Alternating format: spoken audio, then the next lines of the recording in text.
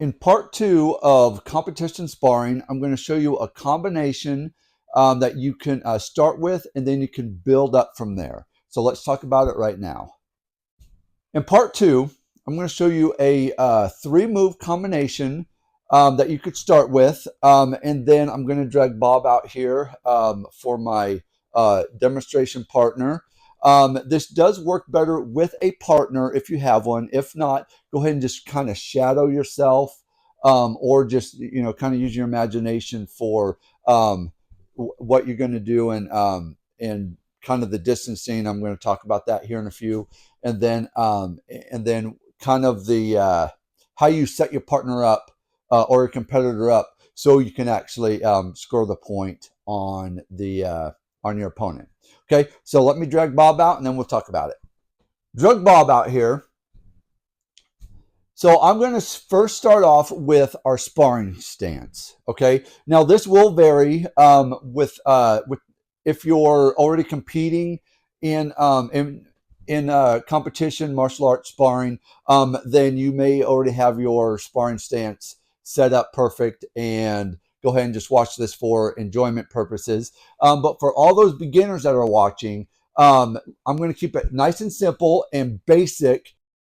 So this is how the sparring stance goes. So feet together or feet shoulder width apart. Okay, now if you're a right-handed person, you want to step back with your right leg. Just one step back, and then shoulders kind of squared up, hips square. So we're going to be squared up with our partner. All right.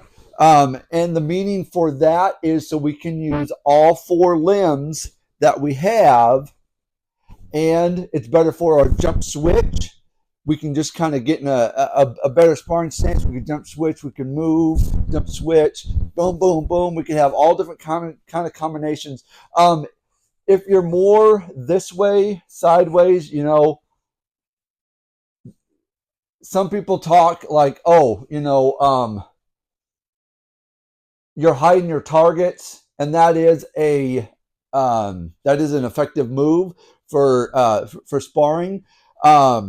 You could use that by all means. If that's your style, cool. But I would more, my kind of style is this way, and I can move easier, and I'll just get out of the way of moves if I can. Some people are pretty quick, long-legged, long-armed, fast. So, but just for basic training purposes, we'll keep it square, and then we'll move on from there. Okay. So I'm a lefty, so I'm going to use my left side. So I'm a southpaw when it comes to martial arts. So I'm going to have my left leg back. But this is the combination. All right. So it's going to be a 1-2 punch. Okay. So most of the time, our right or our front arm is going to punch first. This is called the jab. Okay? Our backhand is going to be the cross. So jab, cross. So if you ever watch boxing, jab, cross.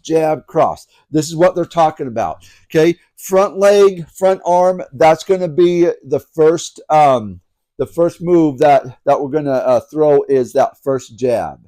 All right. So with the punches, we're not going to worry about them scoring. Okay. This is not going to be we're trying to score with our punches. We're just going to go 1-2, just shadow punch, and then what this is going to do is this is going to get them off of their rhythm.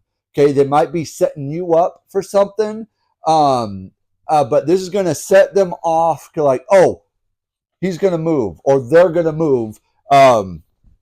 They're making a move right now, so I got to stop what I'm doing, getting the defensive mode, cover up, do whatever, but then it's just kind of getting them off their rhythm. 1-2, and then with the back foot it's going to be round kick.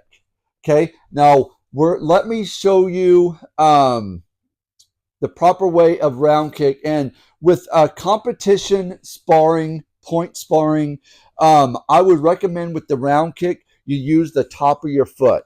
Don't worry about trying to turn your toes out, hit with the ball of the foot when it comes to sparring. Top of the foot, just get it out there. Your foot pad will protect the top of your foot, so it's not going to be too strenuous on the top of your foot. And plus, they have pad on, muscle, whatever it is. If you don't have chest protectors, it's still pretty soft anyways. You still have foot gear.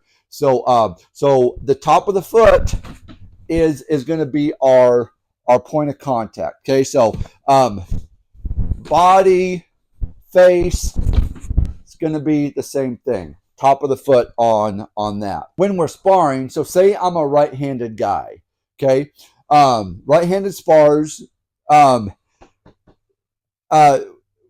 if you're sparring a right-handed person, their right leg is going to be in the back just like yours is. Okay, so when it happens, let me turn Bob to where he's kind of going to be in a sparring stance. So his sparring stance and my sparring stance are mirroring each other. So if I'm here, same way, just opposite sides of each other. Okay, this is where both of our chests are going to be facing each other. Okay, now here's how you can change this up. Okay, so you can still do this move without doing the back foot.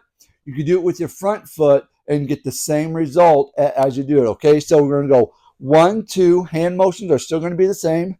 1, 2, 1, 2, and then we're going to slide, step, bam, and then round kick to the body. 1, 2, bam, round kick that way.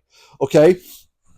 Now this will work as well if you want to get that nice strong number 2, which is going to be the back foot, number 2 round kick. What you can do is you can try baiting them to switch their feet. So and this is going to be a move that you can implement later down your sparring career if you want to do that, because there's nothing saying you can't switch, move around, jump switch on both sides, so you can bam, bam, bam, bam. That's kind of a combination as well. But if once you get really good at kind of seeing their feet, where they're at, body language, things like that, you can set them up for your move. Okay, sparring is like a chess match. Now I've heard it say like, oh, it's just a game of tag, tag, you're it, tag, you're it. It goes deeper than that with me. With my thought process of sparring is I have to set my opponent up so then I can make a move to get the point on him if they're really good spars. Sometimes sparring can go like your opponent has no idea what he's doing and you can just score all day long. Some you do need to set them up. You do need to think 2, 3, 4 moves ahead to get that one move in if they are very technical with their sparring. And I've competed with a lot of these guys that was like, oh crud. It took me a long time to get this down, to make it make sense. And but once I did, it was like, oh, I got it. Like I got it. Because you don't need to be the best sparrer to win a match.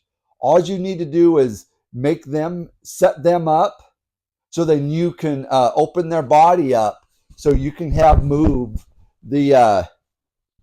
so you can score that point when they open up their body. If you see them telegraphing something like, they're coming up for a kick and their, arms kind of get way out of whack and all this, and they open up that head or that body, and you can do it, and they keep doing it. Boom, you could set them up, and then you can attack, and they won't even know what hit them most of the time when you kind of see that. Slow your sparring down. When that happens, it's a beautiful thing. It is a beautiful thing when you're sparring and everything kind of slows down, and it's kind of like slow motion, and you can see things coming. You can counter them. You could get the point, all that. but that's kind of a little advanced with the training, with the just the simple 1-2-3 combination, or the front kick, front foot 1-2-3, whatever you want. Both round kicks work. You know, if you're both right-handed, 1-2-3 front kick. If the guy's lefty and you're righty, 1-2-3, and then back foot works too. But with that being said, if you have any questions, any concerns, if you think I missed something, if you want to discuss something, if you want me to go over something, go ahead, comment down below. Like, subscribe. Until next time, train hard, train smart, and I'll see you then.